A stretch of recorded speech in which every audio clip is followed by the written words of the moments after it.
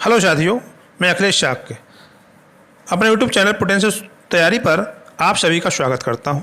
साथियों, super fast revision के अंतर्गत आज मैं अगला सेट लेकर आया हूं, जिसमें बहुत ही ज़बरदस्त 30 क्वेश्चनों का संकलन है और ये क्वेश्चन आने वाली परीक्षा में बहुत ही महत्वपूर्ण होने वाले हैं। साथियों, अगर आप चैनल पर पहली बार आए हैं या नए हैं तो चैनल को सब्सक्राइब कर लीजिए और वीडियो को लाइक और शेयर बस कर दीजिए। चलिए छात्रों, चलते हैं पहले प्रश्न की तरफ। पहला प्रश्न है, उत्तर दक्षिण एवं पूर्व पश्चिम गलियारे एक दूसरे को कहाँ काटते हैं?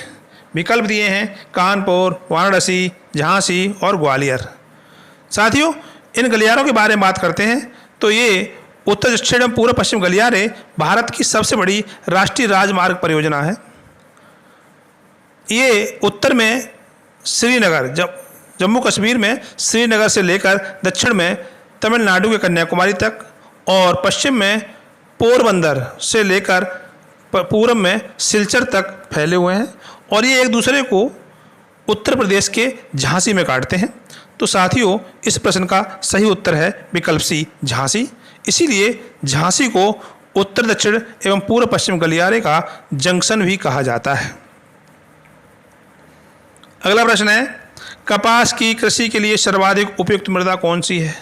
विकल्प दिए हैं जलोढ़ मृदा, लैटराइट मृदा, पर्वतीय मृदा और काली मृदा। साथियों, कपास की कृषि के लिए सबसे अच्छी जो मृदा है वो है काली मृदा। तो इस प्रश्न का सही उत्तर है विकल्प डी, काली मृदा। काली मृदा को स्थानीय भाषा में रेगोर मृदा भी कहते हैं और काली मृदा का सर्वाधिक विस्तार है वो महाराष्ट्र में है। इस मृदा का विकास निर्माण बेसाल्टिक चट्टानों को टूटने फूटने से हुआ है और इसमें टिटेनिफेरस और मैग्नेटाइट की अधिकता के कारण यह काली दिखाई पड़ती है। अगला प्रश्न है, किस ज्वालामुखी को भूमध्य सागर का प्रकाश स्तंभ कहा जाता है? साथियों, विकल्प दिए हैं स्ट्राम्बोली, एटना, कोटोपैक्सी और केलायू। इस प्रश्न का सही उत्तर है स्ट्राम्बोली, विकल्प ए, स्ट्राम्बोली। ये एक सक्रिय ज्वालामुखी है जो भूमध्य सागर में लिपारी द्वीप पर स्थित है। ये सदैव जलता रहता है और प्रकाश उत्पन्न करता है, इसलिए इसको भूमध्य सागर का प्रकाश स्तंभ कहा जाता है। अगला प्रश्न है, कोई विधेयक धन विधेयक है अथवा नहीं, इसका निर्णय कौन करता है? साथियों, विकल्प दिए हैं राष्ट्रपति, लोकसभा स्पीकर, राज्यसभा का सभापति, वित्त मंत्री। साथियों, भारतीय संविधान के अनुच्छेद 110 में धन विधेयक को परिभाषित किया गया है और धन विधेयक है अथवा नहीं इसका निर्णय लोकसभा अध्यक्ष करता है। तो विकल्प बी इस प्रश्न का सही उत्तर है लोकसभा स्पीकर। साथियों, धन विधेयक के संबंध में लोकसभा को अधिक अधिकार प्राप्त हैं और धन विधेयक लोकसभा में ही प्रस्तावित किए जा सकते हैं। उसके पश्चात ये जब राज्यसभा में जाते हैं तो राज्यसभा को 14 दिन के अंदर ये विधेयक, धन विधेयक पारित करना होता है।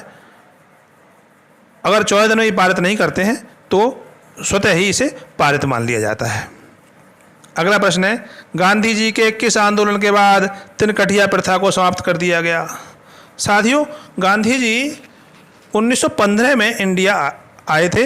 इससे पहले वो अफ्रीका में रहे थे और इंडिया में आने के बाद इन्होंने सबसे पहले चंपारण आंदोलन में प्रतिभाग किया था। चंपारण में तिनकठिया प्रथा चलती थी। ये नील की खेती का एक प्लान था जिसमें अंग्रेज बागान मालिकों ने 3/20 भाग पर खेती करना अनिवार्य कर दिया था। तो इसके लिए महात्मा गांधी ने आंदोलन चलाया था और इसी के आंदोलन के बाद तिनकठिया प्रथा को समाप्त कर दिया गया था। चंपारण बिहार में एक जिला है। अगला प्रश्न है, निम्न में से कौन सी भू राजस्व प्रणाली उत्तर भारत में लागू की गई थी? साथियों, विकल्प दिए हैं स्थायी बंदोबस्त, महालवाड़ी बंदोबस्त, रैयतवाड़ी बंदोबस्त, इस्तमरारी बंदोबस्त। तो साथियों, इस प्रश्न का सही उत्तर है महालवाड़ी बंदोबस्त। महालवाड़ी बंदोबस्त उत्तर भारत में लागू की गई थी और इस व्यवस्था के, इस बंदोबस्त के सूत्रधार थे हॉल्ट मैकेंजी। स्थायी बंदोबस्त को बंगाल रेगुलेशन भी कहते हैं, जमींदारी बंदोबस्त भी कहते हैं। यह बंगाल में लागू की गई थी और रैयतवाड़ी जो बंदोबस्त है वो दक्षिण भारत की व्यवस्था थी। अगला प्रश्न है, निम्न में से किस मुगल बादशाह का 2 बार राज्याभिषेक हुआ था? साथियों, विकल्पों में दिए हैं अकबर, शाहजहां, जहांगीर और औरंगजेब। तो इस प्रश्न का सही उत्तर रहेगा विकल्प डी, औरंगजेब। औरंगजेब का 2 बार राज्याभिषेक हुआ था, पहली बार 1658 ईस्वी में और दूसरी बार 1659 ईस्वी में दिल्ली में हुआ था। पहली बार इसका राज्याभिषेक आगरा में हुआ था। साथियों, अकबर के बाद सर्वाधिक समय तक शासन करने वाला बादशाह, मुगल बादशाह रहा है औरंगजेब। इसकी उपाधि जो थी वो आलमगीर की थी। अगला प्रश्न है, रक्त परिसंचरण तंत्र की खोज किसने की? विकल्प दिए हैं Louis Pasteur, William Harvey, Charles Babbage और क्रिस्टियन बर्नार्ड। तो साथियों, इस प्रश्न का सही उत्तर है विलियम हार्वे। विलियम हार्वे ने रक्त परिसंचरण तंत्र की खोज की थी। जबकि लुई पाश्चर की बात करें तो उन्होंने पाश्चुरीकरण की खोज की। चार्ल्स बेबेज ने कंप्यूटर का आविष्कार किया और क्रिस्टियन बर्नार्ड ने हृदय प्रत्यारोपण की खोज की थी। अगला प्रश्न है, मानव शरीर में इंसुलिन की कमी से कौन सा रोग होता है? विकल्प हैं दमा, मधुमेह, रक्ताल्पता और रतौंधी।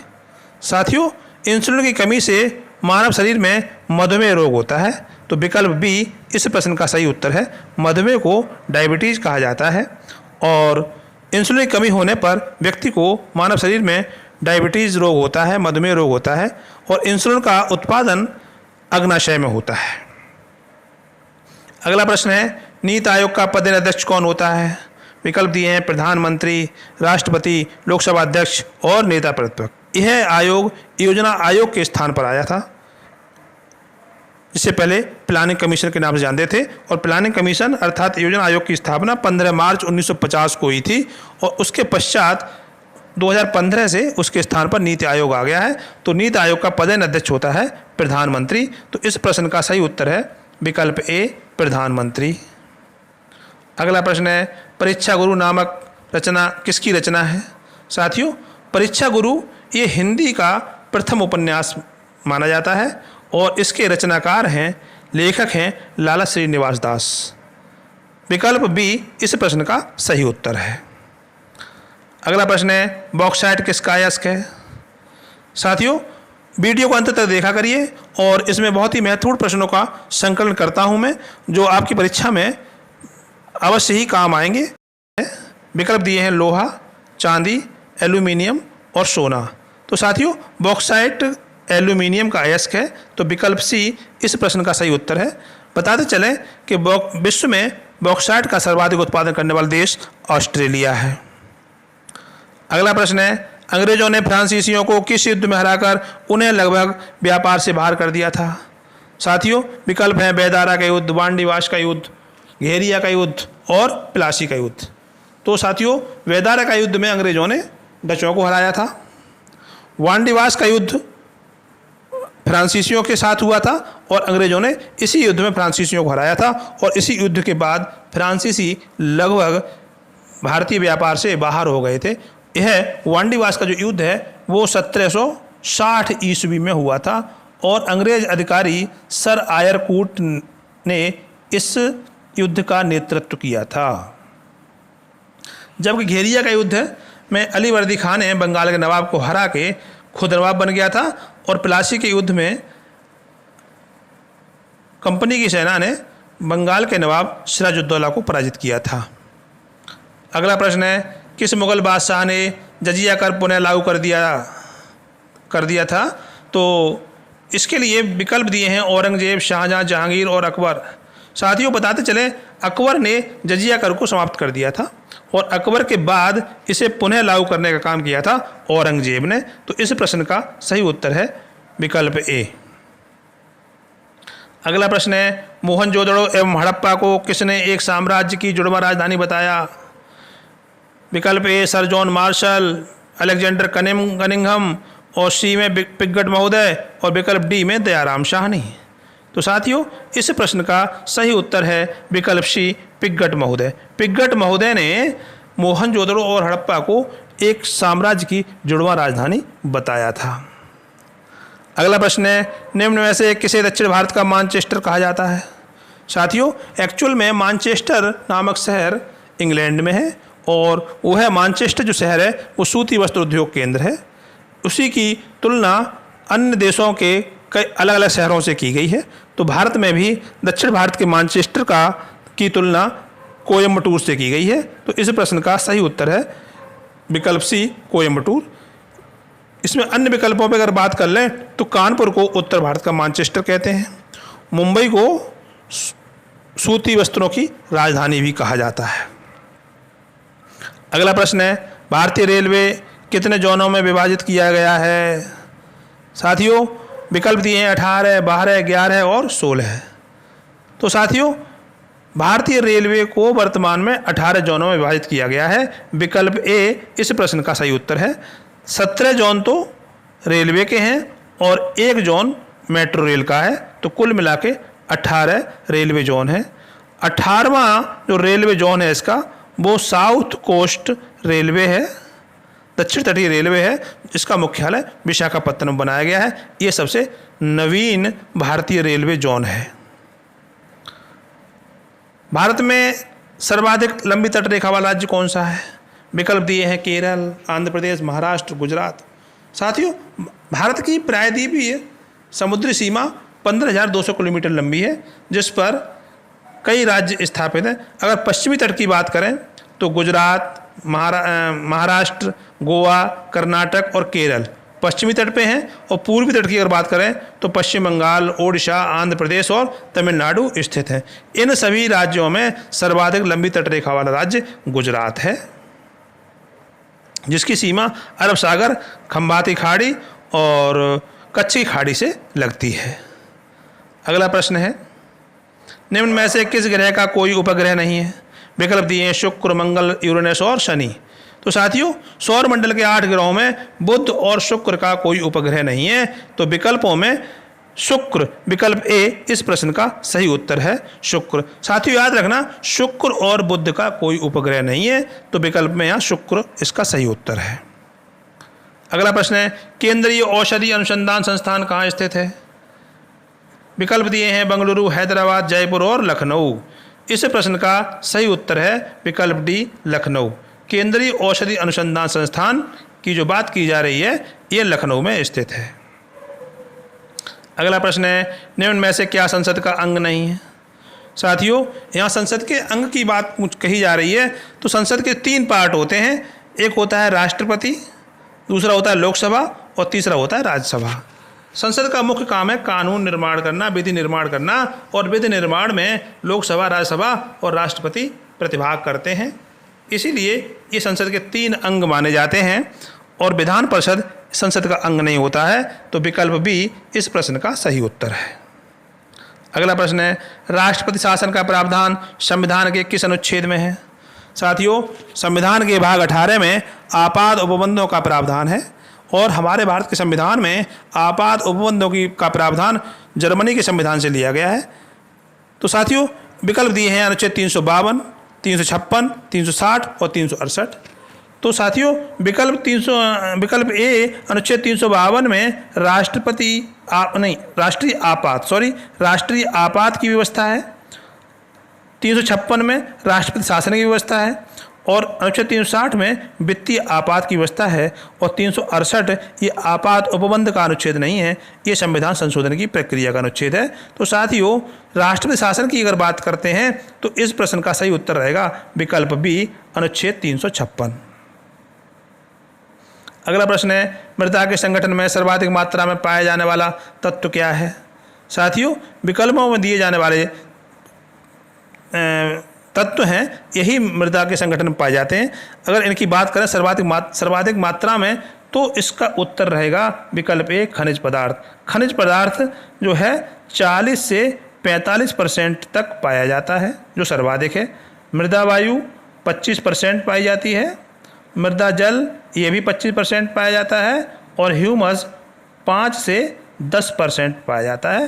तो साथियों सर्वाधिक मात्रा में पाया जाने वाला तत्व है खनिज पदार्थ, और सबसे कम मात्रा में पाया जाने वाला तत्व है ह्यूमस, जिसे जीवांश भी कहते हैं। अगला प्रश्न है, ओजोन परत किस मंडल में अवस्थित है? साथियों ओजोन परत समताप मंडल के निचले भाग में अवस्थित है। तो विकल्प बी इस प्रश्न का सही उत्तर है। ओजोन परत समताप मंडल के निचले भाग में अवस्थित है, जो सूर्य से आने वाले पराबैंगनी विकिरण के हानिकारक प्रभाव से परिस्थिति तंत्र के सभी जीवधारियों को बचाती है। और इसका जो रासायनिक सूत्र है वो O3 है।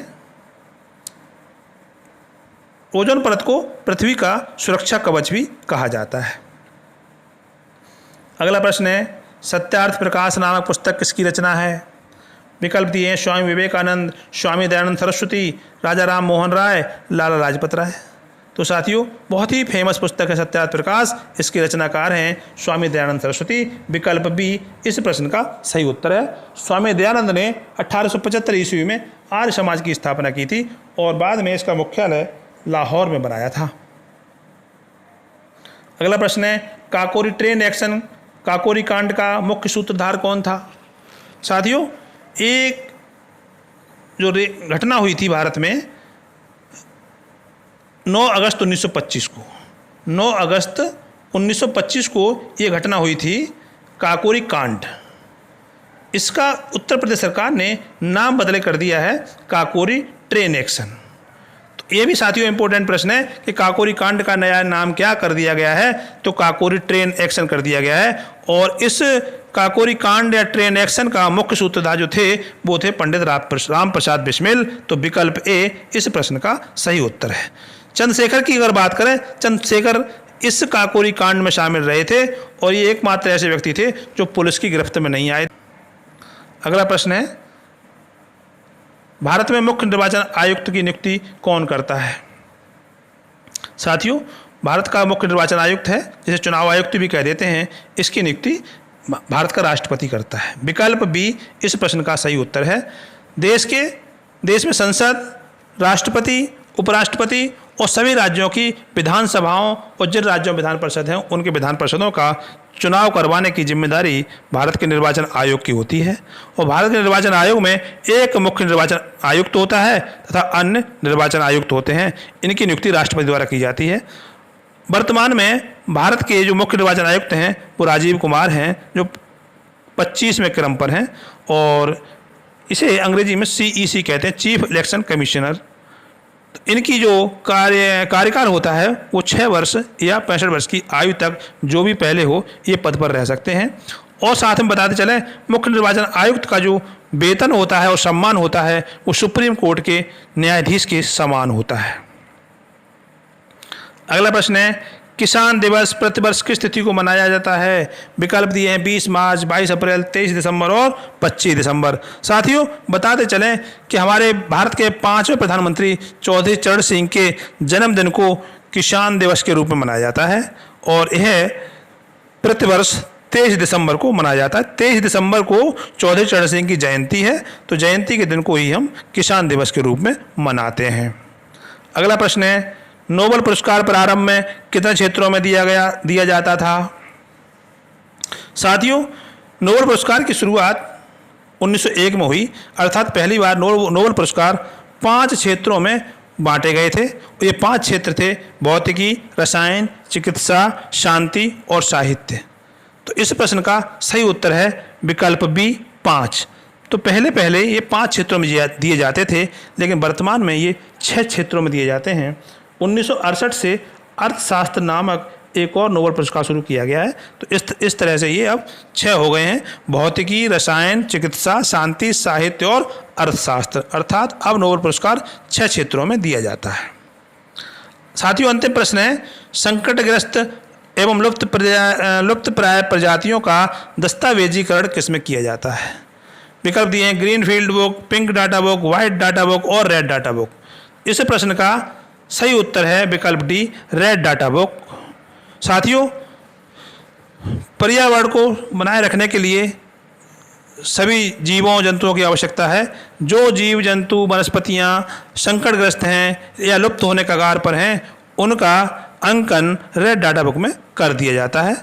साथियों, वीडियो को लाइक और शेयर अवश्य कर दीजिए। धन्यवाद।